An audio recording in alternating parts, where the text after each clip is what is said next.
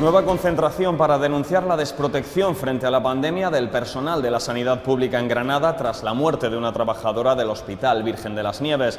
Buenas noches. Los sindicatos vuelven a exigir una mayor garantía del cumplimiento de los protocolos de seguridad y prevención, especialmente entre los profesionales sanitarios, en una jornada de martes que también nos deja los siguientes titulares.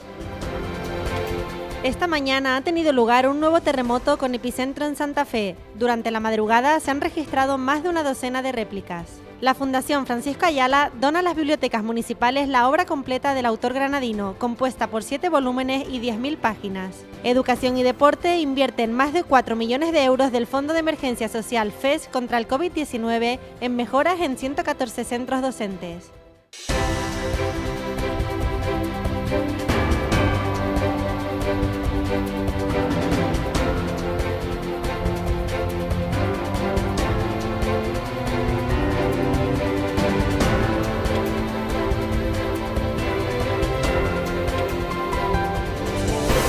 Los sindicatos UGT y comisiones obreras han convocado una concentración para denunciar la desprotección frente a la pandemia del personal de la sanidad pública en Granada después del último fallecimiento de una trabajadora del Hospital Virgen de las Nieves. Concentración de nuevo a las puertas del edificio de sindicatos para guardar 5 minutos de silencio por el fallecimiento por COVID de una trabajadora del Servicio Andaluz de Salud. En este caso tenía categoría de auxiliar de enfermería y estaba desempeñando su labor profesional en la UCI. La concentración también ha servido para denunciar la falta de medios con la que trabajan los profesionales de la salud y la saturación que sufren en el desarrollo de su labor. Las medidas que se están tomando parece ser no son las adecuadas, las muertes cada día son más, la pandemia está completamente desbocada a su libre albedrío y el personal sanitario que está trabajando en los centros sanitarios cada vez está más presionado y más sobrecargado de trabajo. Desde UGT se ha recordado que Granada es una vez más la provincia donde más personal sanitario se ha contagiado de toda Andalucía, con casi 2.200 casos. Y esto es significativo en la provincia de Granada porque es la segunda vez que estamos aquí en poco tiempo y viene ocurriendo frecuentemente más en Granada que en otros lugares. Si le echa un vistazo a las estadísticas, Granada dobla casi toda y triplica a veces el número de contagiados entre el personal sanitario, el de otras provincias andaluces con similares habitantes. Y también le gana a provincias que tienen el doble de profesionales como son Sevilla y Málaga, que también lo doblan en habitantes. Ambos sindicatos han exigido a la Consejería de Salud y Familias que se tome en serio de una vez por todas la salud y la vida de su plantilla y ponga los medios necesarios para que pare esta sangría. Con esta son ya 5 el número de fallecidos profesionales de la sanidad en la provincia de Granada a causa del coronavirus, 2 de ellos este mes de enero. Y es que no deja de crecer la presión hospitalaria en la provincia por la pandemia. Hay 60 personas más hospitalizadas desde ayer y 4 más en UCI. En total son 524 personas las que se encuentran ingresadas en centros hospitalarios por este motivo actualmente, de las que 103 se encuentran en las unidades de cuidados intensivos. Tenemos que lamentar 13 nuevas víctimas mortales por COVID en la provincia en las últimas horas. Son ya 1.180 las vidas que ha arrasado la pandemia en la provincia. Desde ayer se han registrado 234 nuevos contagios. Son 57.896 las personas infectadas desde febrero. Hay 60 personas hospitalizadas más que ayer. En total han pasado por hospitales granadinos 4.709 personas desde el inicio de la pandemia. Ha habido 4 nuevos ingresos en UCI desde ayer, 480 desde el inicio de la pandemia. Han recibido el alta médica 92 personas en las últimas horas. En total, en la provincia, 44.569 personas han superado la enfermedad. Por este motivo, la Junta amplía desde esta medianoche el cierre perimetral a 110 municipios de la provincia de Granada que se encuentran con más de 500 casos por cada 100.000 habitantes y 65 de ellos, además, se verán obligados a la clausura de toda actividad comercial no esencial por superar los 100. La ciudad de Granada es la tercera capital andaluza con mayor incidencia acumulada del virus en los últimos 14 días, con 881 casos por cada 100.000 habitantes, solo por detrás de Almería y de Málaga. Según datos de la Consejería de Salud, la provincia con mayor número de municipios afectados por el cierre perimetral es también la de Granada, que suma 19 nuevos municipios desde el jueves con una tasa superior a los 500. Estos son Almuñécar, Motril, Benalúa, Benamaurel, Caniles, Güenéjar, Huéscar, Lanteira, La Puebla, Valle de Zalabí, Atarfe, Cájar, Cijuela, Domingo Pérez, Huetortájar, Lecrín, Biznar, Zafarraya y Zagra. Y hay 2 que superan la tasa de 1000 sin haber pasado antes por la de 500, Valor y Escúzar. Además, pasan a cerrar sus establecimientos no esenciales, por tener más de 1000 casos, los municipios de Bubión, Capileira, Polopos, Pórtugos, La Ataá, Turón, Baza, Alquife, Cúllar, Garofe, Benalúa de las Villas, Campotejar, Deifontes, Fuente Vaqueros, Huetorvega, Illora, Idnayoz, Láchar, Moclín, Ojíjares, Padul, Pulianas y La Zubia. En total, 23 localidades granadinas. Así pues, Granada acumula 110 municipios con cierre perimetral y 65 de ellos, además, sin actividades esenciales abiertas por superar los 1000 casos. Y si ayer les acercábamos a las consecuencias que dejaba en Granada el terremoto registrado en Santa Fe este pasado fin de semana, hoy les informamos de un nuevo seísmo con epicentro en esta misma localidad, esta vez de magnitud 3.1 en la escala Richter, que se ha dejado sentir este martes en unas 40 localidades de la provincia. No ha producido daños personales, afortunadamente, ni materiales. En total se han registrado 13 réplicas con epicentro en Santa Fe desde las 2:53 de la madrugada a las 12:16 del mediodía. La segunda de más intensidad ha sido la ocurrida a las 9:20 horas con una magnitud de 2,6. Se trata de un asunto que preocupa y mucho a los granadinos, por lo que hoy hemos querido invitar a este informativo a Jesús Galindo Zaldívar, profesor del Departamento de Geodinámica de la Universidad de Granada y uno de los investigadores en los diferentes estudios que se están llevando a cabo al respecto. Buenas noches y bienvenido a este informativo, Jesús. Buenas noches. ¿Qué tal? En primer lugar, queríamos preguntarle a qué se deben estos movimientos sísmicos y cómo influye la situación geográfica de Granada como punto sensible a la unión de las placas tectónicas eurasiática y africana.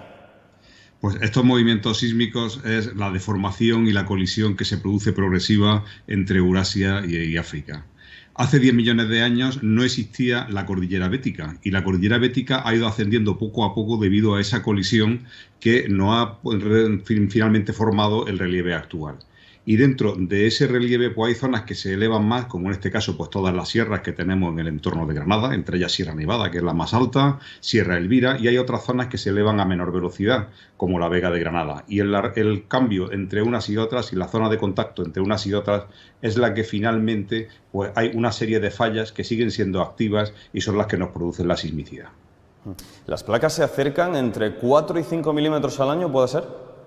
Las placas euroasiática y africana sí tienen esa velocidad de acercamiento, pero Granada, de todas formas, la sismicidad es muy particular, porque es una sismicidad que habría que esperar que las placas se comprimen y tendría que ser una sismicidad relacionada con esa compresión, y lo que vemos es una sismicidad relacionada con la extensión.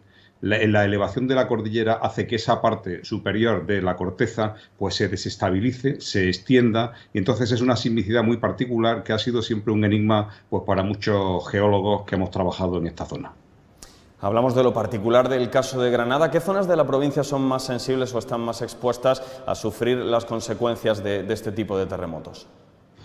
Esencialmente la zona más sensible pues es la Granada, pues la zona de Granada capital y La Vega, también es la zona de Zafarraya, y de Zafarraya pues por el sur de la depresión de Granada, toda la zona que va pues hacia Alhama de Granada, donde ocurrió el terremoto de 1884, que es el terremoto más catastrófico que hay en la historia reciente dentro de nuestra provincia, y luego ya toda la zona de sismicidad pues se dirige hacia el mar de Alborán, donde ha habido ya terremotos pues en el 2016, y son terremotos en fallas que en algún caso pues podrían llegar a producir algún pequeño tsunami, que es lo que estamos ahora también tratando de cuantificar. Y finalmente ya llegaría la zona de sismicidad hacia el norte de Marruecos, que es donde ocurrió en Alucemas el terremoto catastrófico de 2004, con más de 600 víctimas. Entonces, en Granada pues estamos en esa zona pues de mayor intensidad sísmica. Otra zona también importante es la zona de Baza, donde hay una gran falla justamente en el borde entre la cuenca de Baza y las sierras circundantes, que también tiene pues una actividad sísmica importante, y que también en todos los casos lo que ocurre es que son sismos pues de intensidades pequeñas a moderadas, y no esperamos que sean aquellas intensidades tan grandes como ocurren en otros entornos como en Japón o como pueden ocurrir en Sudamérica, en la zona de Chile. Suele ser, decimos, como mucho moderados, pero en esos estudios que comentábamos al principio se menciona también que la sismicidad es discontinua y recurrente. ¿Por qué se da esta circunstancia? Las fallas funcionan como cuando tenemos una goma elástica y la vamos estirando. Si vamos estirando una goma elástica, inicialmente se estira y no pasa nada, pero llega un momento en el que ya la goma no soporta más y entonces se produce una ruptura brusca.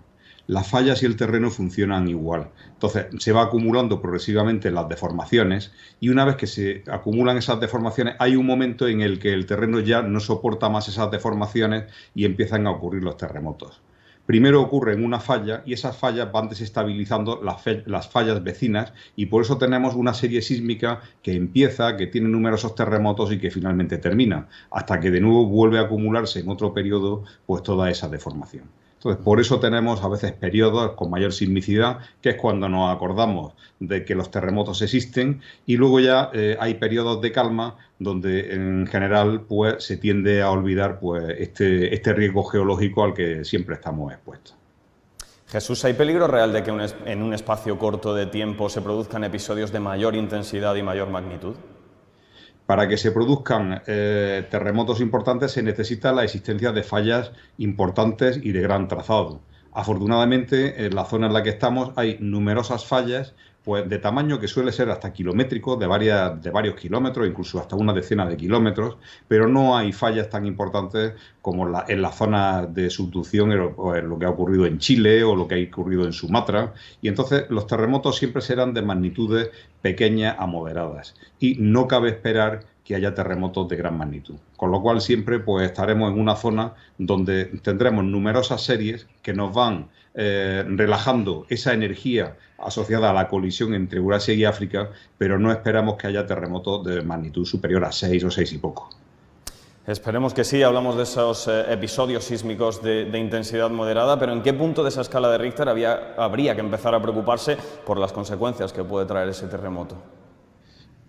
Históricamente los terremotos y las zonas que han tenido terremotos de mayor importancia es la zona de Alhama de Granada a Zafarraya, que ahí se ocurrió el terremoto de Andalucía de 1884 con magnitudes de 6,4, en torno a 6,4, 6,5. En el propio Mar de Alborán, donde han ocurrido terremotos también en torno a 6,3, 6,4, y en la zona de Alucema, donde sí fue el terremoto catastrófico, pues también con esas magnitudes en torno a 6,4 de 2004. En el resto de las zonas pues podemos tener pequeños terremotos de más o menos intensidad, con daños que siempre afectan, en general no afectan a la estructura, sino que afectan pues todos aquellos recubrimientos y todo aquello relleno que tienen las casas. Las estructuras, tal y como están hechas hoy en día, resisten muy bien la sismicidad. Lo que no resiste tanto es todos aquellos adornos y aquellos recubrimientos que tienen muchas casas, que esos son los que finalmente se producen la mayor parte de los desprendimientos. Por último, Jesús, ¿se pueden predecir? ¿Hasta qué punto es posible anticipar cuándo puede producirse un seísmo? Los terremotos estamos ahora en una etapa de observación y ocurre como en el tiempo meteorológico. Hace años era imposible predecir cuándo iba a llover. Se sabía que había épocas de lluvia, épocas de sequía, pero era imposible predecir exactamente cuándo iba a llover. Y ahora actualmente podemos saber con una precisión de pocos minutos pues cuándo va a ocurrir la lluvia. Pues porque ha habido mucha observación y hay muchos modelos matemáticos que predicen precisamente el cambio de tiempo meteorológico. En los terremotos, pues lo que necesitamos es mayor número de datos pues, para conocer cómo funcionan las fallas, cómo esos movimientos de las fallas que podemos medir en superficie se propagan en profundidad y cómo a partir de todo ese conocimiento y de toda esa base de datos podemos saber en cada falla pues, cuál es la magnitud máxima de esas deformaciones que pueden resistir. Si llegamos a conocer eso en las principales fallas, podríamos ya avanzar bastante en la predicción de los terremotos. Pero para ello lo que necesitamos es, sobre todo, inversión en observación y en tener observaciones detalladas pues, de geodesia y de sismología para poder tener una base de datos suficiente en el futuro y poder avanzar en ese campo. Pues a la vista está que no es solo de rigurosa actualidad, sino que también es necesario que se produzca esa inversión en esa investigación y que se continúe con estos estudios. Muchas gracias, Jesús, por acompañarnos hoy, por arrojar un poco de luz y, por qué no decirlo, también un poquito de tranquilidad a un asunto que, como decíamos, preocupa y mucho a los granadinos. Muchas gracias, que tengan buenas noches y que acabemos pronto con esta serie sísmica. Buenas noches, Jesús, así lo deseamos. Pues como decíamos, un asunto que preocupa y mucho a los granadinos, como también preocupa que se garantice la seguridad de los estudiantes en este atípico curso, por lo que muchos centros educativos han sufrido reformas de cara a la prevención de nuevos contagios por coronavirus. En concreto, 114 centros de la provincia de Granada se han podido beneficiar ya de un presupuesto de 4 millones de euros que ha invertido la Consejería de Educación para que colegios e institutos de la provincia puedan cumplir las medidas frente al COVID-19. El Instituto Mariana Pineda ha sido uno de los que ya ha dado por finalizada la mejora de sus infraestructuras. Durante la mañana de este martes, la consejera de Fomento ha visitado el IES Mariana Pineda con el fin de comprobar cómo se han llevado a cabo las mejoras de las infraestructuras impulsadas por la Junta de Andalucía con el fin de favorecer el cumplimiento de las medidas de prevención y protección frente a la pandemia. La Consejería de Educación ha contado con un presupuesto de 4 millones de euros para que los centros educativos que dependen de la Junta puedan garantizar espacios seguros para la comunidad educativa. Aún así, ha querido destacar que la seguridad no solo dependerá de la disposición de espacios seguros, sino también de ser responsables y cumplir con las medidas de higiene. ¿Por qué han funcionado las medidas en los centros educativos? Bueno, pues primero porque hubo una planificación importante por parte de la Consejería y con una inversión importante por la profesionalidad de los docentes, de los equipos directivos en la implementación de los protocolos y, por supuesto, por el comportamiento del alumnado y de la familia, respetando todas las normas. Eso, en resumen, es lo que ha hecho que nuestros centros sean seguros y que se pueda desarrollar la actividad presencial, pero no podemos bajar la guardia. En el caso del IES Mariana Pineda, se presentaron 2 proyectos valorados en 40.000 euros, cuya finalidad ha sido adaptar los aseos y las aulas. El área de mantenimiento del Ayuntamiento de Granada ha comunicado que esta semana iniciará las obras de mejora en el Parque Tico Medina con el fin de arreglar la superficie de los caminos y corregir las deficiencias de la zona. La concejala de Mantenimiento ha comparecido ante los medios para informar sobre la puesta en marcha de la reforma del Parque Tico Medina ubicado en el Saidín, una obra que girará en torno a la reconstrucción de las principales zonas de paso, denominadas pavimentos blandos. Deficiencias acrecentadas con el paso del tiempo señalan principalmente por causas meteorológicas. Desde el área de mantenimiento destacan la importancia de acondicionar los espacios públicos al aire libre que tan necesarios y transitados están siendo durante la pandemia y que se han convertido en un refugio para pasear, hacer deporte o evadirse de esta situación. Vamos a trabajar sobre una superficie de aproximadamente unos 8.740 metros cuadrados. Vamos a renovar todo el pavimento blando con otro pavimento de similares características al existente para intentar hacer un pavimento un poco más consistente y de mayor dureza del que existe actualmente. Una reparación en la que se invertirán 119.000 euros y cuya duración se prevé que dure 2 meses si las condiciones meteorológicas lo permiten. Y les hablamos ahora de cultura y más concretamente de literatura con una excelente noticia, y es que Granada ya puede disfrutar de forma gratuita y al alcance de todos de la obra completa de uno de sus máximos referentes en este ámbito, como es Francisco Ayala. Resultaría tremendamente extraño pensar que un gran exponente de la cultura en cualquiera de sus manifestaciones no deseara ser profeta en su tierra y que los que son o fueron sus paisanos no pudieran disfrutar de su arte y su obra. Y en el día de hoy Granada salda esa deuda con uno de los más ilustres escritores que el territorio nazarí ha ofrecido al mundo. Desde hoy cualquier granadino o granadina o cualquier visitante puede acceder a la obra completa de Francisco Ayala en cualquiera de las bibliotecas municipales de la ciudad. Un minucioso y laborioso trabajo de investigación, edición y recopilación que se compacta en un total de 7 volúmenes en los que se contiene la extensa y heterogénea obra del artista que navega por la narrativa y el ensayo con algunos atraques en puertos como la prensa escrita. Una obra que ya es de acceso público gracias a la donación por parte de la fundación que lleva el nombre del celebérrimo literato al Ayuntamiento de Granada. Consideramos que era el momento de dar un paso más y aunar esfuerzos para poder hacer este acto que escenificamos hoy, que es el de la donación de un juego de las obras completas de Ayala para cada una de las bibliotecas públicas municipales de Granada. De manera que la obra de el que es uno de los mayores escritores granadinos de la historia esté al alcance de todos los lectores granadinos. Y de alguna manera, pues bueno, se ha hecho un gran trabajo en el que se ha compilado la obra de Francisco Ayala desde la etapa de 1920 hasta 2000, una obra que hasta el momento estaba dispersa. Dispersa no solo geográficamente debido al exilio del autor en diferentes países de Latinoamérica, sino también en cuanto a los formatos y soportes de publicación, por lo que se ha destacado la labor de compilación y también la de coordinación por parte de Caroline Richmond, viuda y gran experta en la obra del artista, para que toda esta prolífica producción resida y descanse ahora en la tierra que vio nacer a don Francisco Ayala. El Grupo Municipal Socialista en el Ayuntamiento de Granada ha dado la voz de alarma por la pésima calidad del aire en Granada y ha criticado la dejación de funciones del equipo de gobierno de PP y Ciudadanos en el Ayuntamiento tras confirmarse que no han iniciado los trámites para acogerse a los fondos europeos de recuperación COVID que servirían para poner en marcha proyectos que aliviaran la contaminación que sufrimos. Nosotros pues vamos a seguir siendo azote del equipo de gobierno pues para intentar que este asunto esté en la agenda, esté en las propuestas que haga el equipo de gobierno y como no las están haciendo, pues nosotros por lo menos recordarles que no es un tema baladí, que es un tema fundamental. Es un tema que tiene carácter metropolitano, sigue estando caducado el plan de calidad del aire de la Junta de Andalucía que existía para la aglomeración urbana de Granada y nos encontramos con que hay falta de infraestructura, hay falta de toma de decisiones y que las propuestas estrellas del área de movilidad pues caen en saco roto y realmente esto es un fracaso más del equipo de gobierno que tristemente estamos viviendo.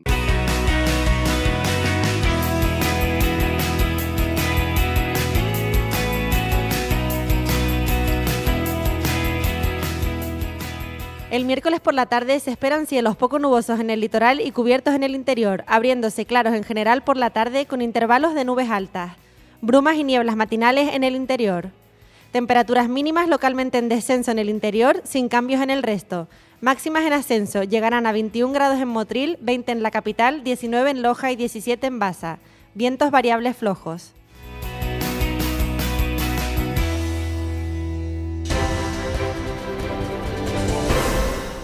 Y en página deportiva, el Covirán Granada afronta una semana complicada, ya que disputará partidos oficiales domingo y martes, pero también cargada de ilusión por lo que debería ser el regreso, si las circunstancias así lo permiten y no vuelve a producirse ningún imprevisto que lo impida, a la competición de los de Pablo Pin. Un Pablo Pin que repasaba en rueda de prensa lo que este prolongado parón está suponiendo para el equipo, pero que huía de buscar excusas y que afirma que lo único que quieren es volver a jugar y que a pesar de la falta de ritmo competitivo llevan mucho tiempo preparándose para ello.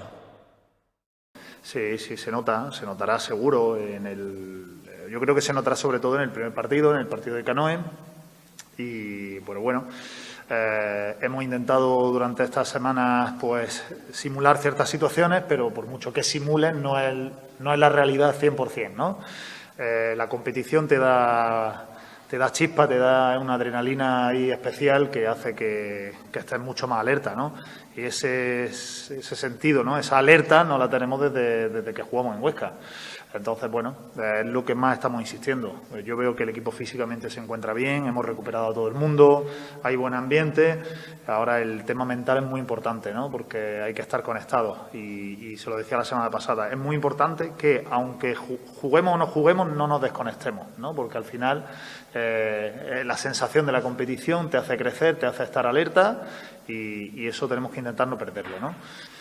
Puede pasarnos a lo mejor cierta factura yo creo que si seguimos aplazando partidos. Es decir, tal como está ahora, yo lo veo bien, sinceramente, lo veo bien. Tenemos tiempo más o menos para recuperar entre partido y partido, es decir, menos la semana que viene que tenemos 3 partidos en 8 días, luego pues jugamos el domingo en Girona, no volvemos a jugar hasta el sábado contra Alicante, no volvemos a jugar, es decir, siempre tenemos 3-4 días mínimo para prepararnos y para recuperar. Entonces, en ese sentido, creo que el calendario por ahora lo tenemos bien. ¿Cuál sería el problema? Pues que se nos aplace Canoe, se nos aplace Lleida, ahí ya sí que tendríamos el lío montado, ¿no? Porque, bueno, pues tenemos una plantilla un poquito más corta y en cuanto ya haya algún jugador que tenga alguna molestia, que todavía se dará, seguro, ¿no? Porque no sé si, supongo que vosotros dais cuenta igual que yo, en todas las ligas, en todos los deportes, está pasando, en todas. Pero si se mantiene como estamos, yo creo que el calendario está bien. 3-4 días para recuperarnos, para trabajar el siguiente partido y sobre todo pues para jugar, que es lo que tenemos muchas ganas ahora mismo todos y espero que podamos hacerlo. Y para concluir, les proponemos echar la mirada atrás en el tiempo y conocer un proyecto de ingeniería con Granada y el ferrocarril como protagonistas. Les invitamos a visitar la exposición virtual El tranvía Sierra Nevada, un recorrido de altura desde la ciudad de la Alhambra hasta el barranco de San Juan. Se trata de una de las exposiciones virtuales que ofrece la web de los archivos andaluces de la Consejería de Cultura de la Junta. La muestra reúne fotografías de la época y cuenta la historia de un proyecto empresarial, el único entre 5 que se hizo realidad en el primer tercio del siglo XX. Lo puso en marcha una sociedad anónima del duque de San Pedro de Galatino, el tranvía a Sierra Nevada. Un proyecto con 3 tramos con un total de 20,5 kilómetros entre Granada, Pinos Genil, Huéjar y Huéjar Charcón. Se inauguró el 21 de febrero de 1925. El tranvía hizo el recorrido entre Granada y Canales.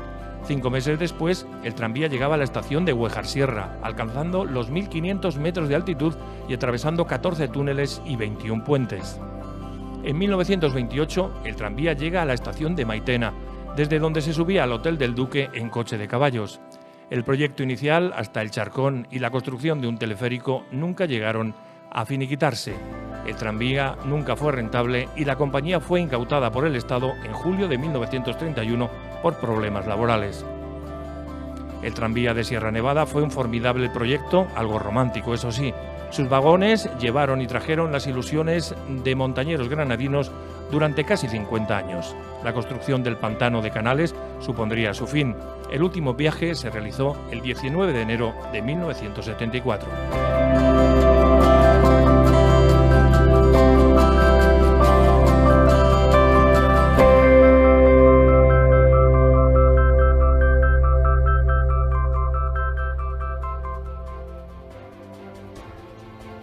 Hasta aquí el informativo de hoy. Muchas gracias por acompañarnos y que pasen una buena noche. Hasta mañana.